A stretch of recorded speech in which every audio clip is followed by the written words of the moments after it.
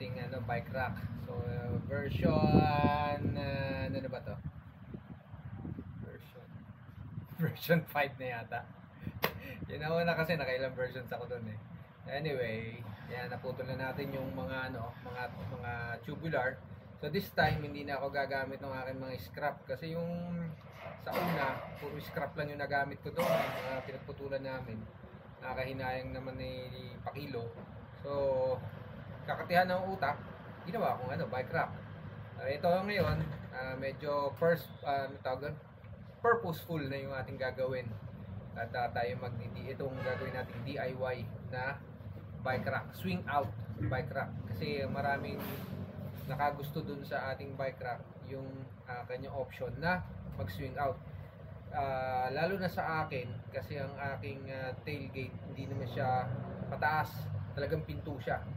So nag-swing out siya. So nung ginagawa ko yun, iniisip ko paano ko ba magagawa na ma-access yung rear door, which is yun nga, mag-swing out siya.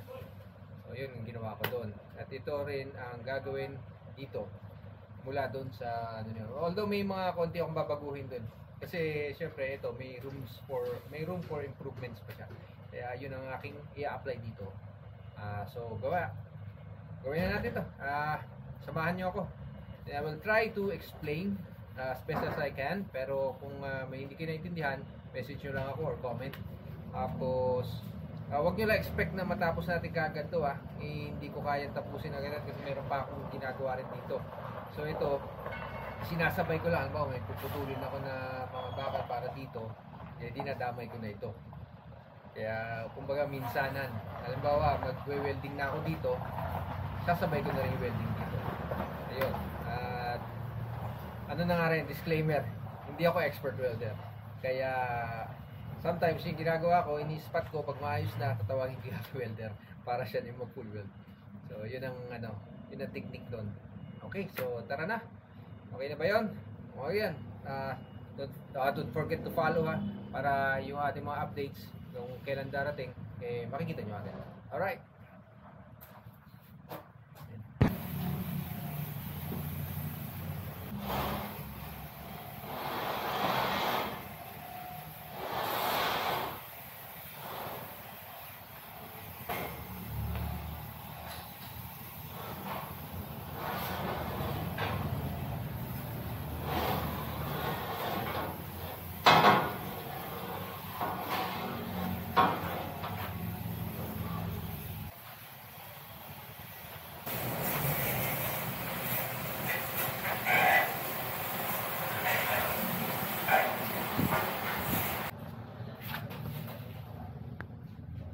Kasi hindi pa dikit Hindi, baliw ka, ginalaw.